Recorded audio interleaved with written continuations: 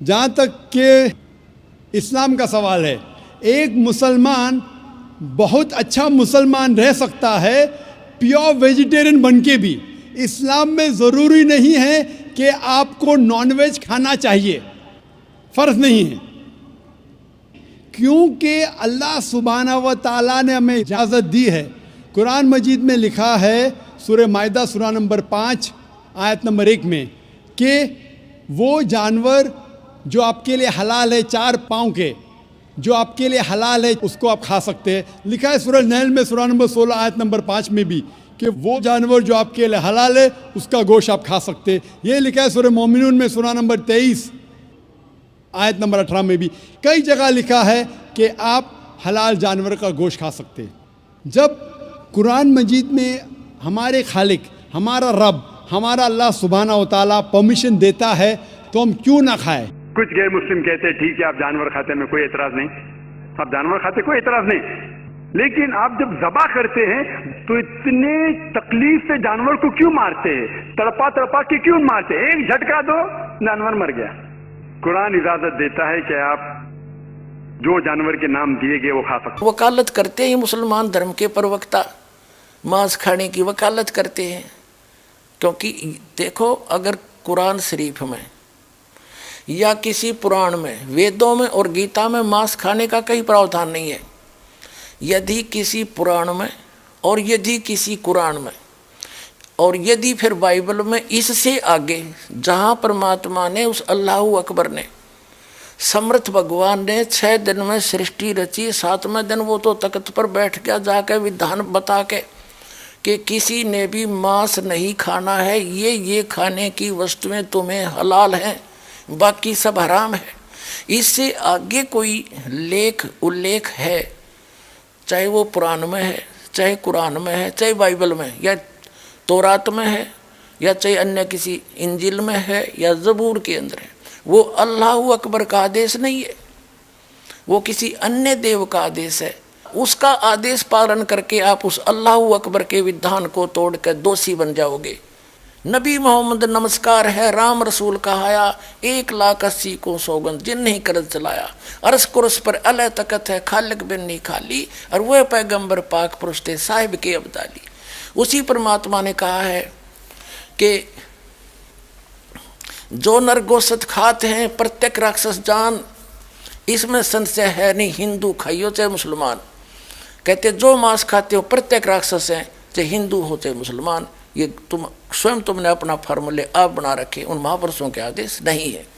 कहते हैं मांस खावे सो ढेढ़ सब और मद पीवे सो नीच, और कुल की दुर्मति पर हरें भगवान कहे सो ऊंच। कहते मांस खावे सब ढेढ़ है, चाहे हिंदू है चाहे मुसलमान, सिख है या ईसाई।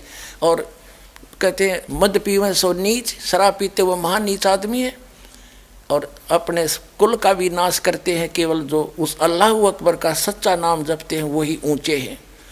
समझदार को संकेत बहुत होता। अब आप जी को दिखाया है परमात्मा नर आकार है, 6 शरीर है, 6 दिन में सृष्टि रची, और परमात्मा ने 6ठे दिन मनुष्य को अपने जैसा, अपने अनुरूप, अपने शरीर जैसा, अपनी सूरत जैसा उत्पन्न किया, नर और नारी करके उनकी उत्पत्ति की और उनको खाने के लिए आदेश दे दिया। अभी आपने पढ़ा, आप फिर भी पढ़ सकते हैं।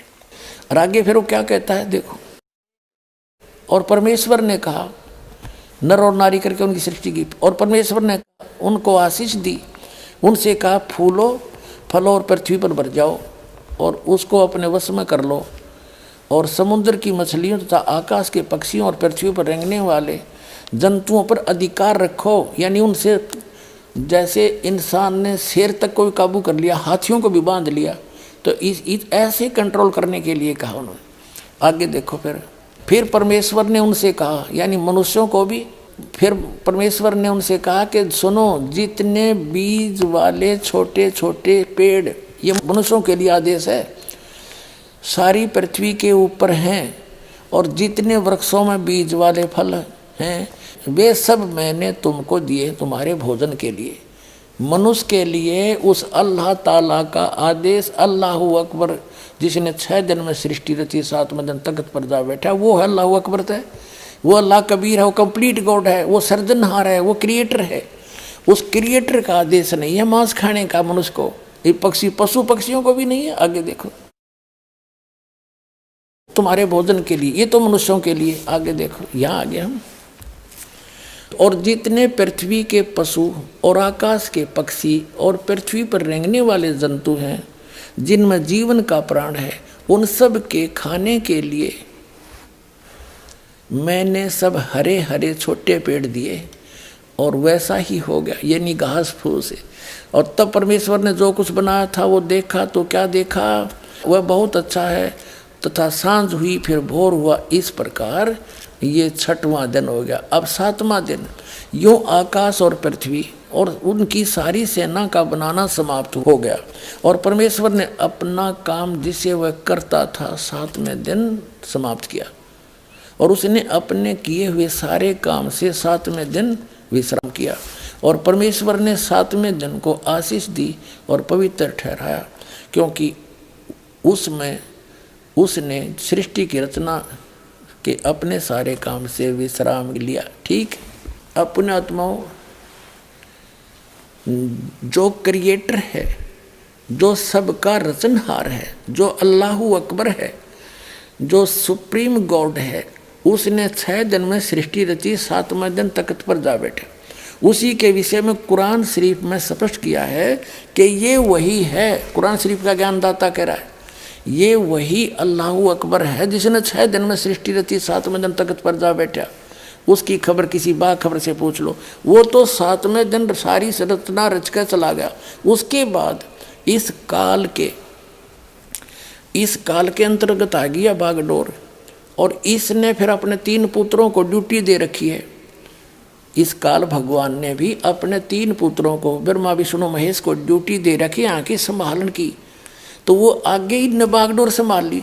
जब आदम और हव्वा को उस परमात्मा ने बना दिया, आदम को वचन से बना दिया, उसकी हड्डी से, जैसे भी मानते हैं, हव्वा बना दी, ठीक है, वो तो उसको छोड़ दिया। फिर ले लिया इस काल ने कंट्रोल में, और इसको ले गया ब्रह्मा, क्योंकि उस सूक्ष्म वेद के अंदर कहा है कि वही मोहम्मद, वही महादेव, वही आदम, वही ब्रह्मा, दास गरीब दूसरा कोई नहीं, देख अपने घर में।